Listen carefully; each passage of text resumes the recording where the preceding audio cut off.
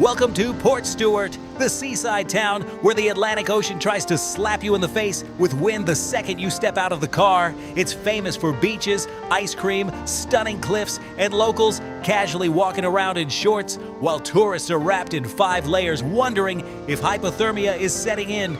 The heart of the town is the promenade, packed with cafes, chip shops, and people pretending they're just going for a relaxing walk while battling hurricane-force gusts.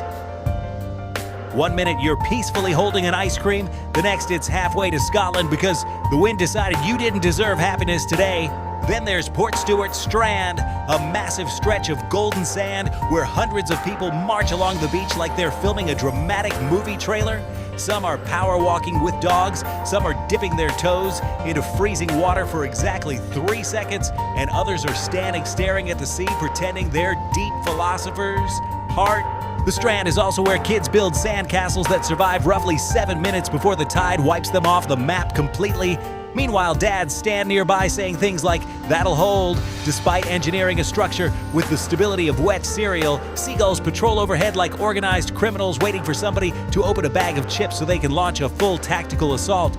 Up on the cliffs, the views are unbelievable. You can see waves crashing against the rocks, people wandering along the coast path, and occasionally someone trying to fly a kite that's clearly moments away from becoming international air traffic. And somehow, no matter the weather, there's always at least one brave person swimming in the Atlantic, looking absolutely delighted while everyone else watches in concern.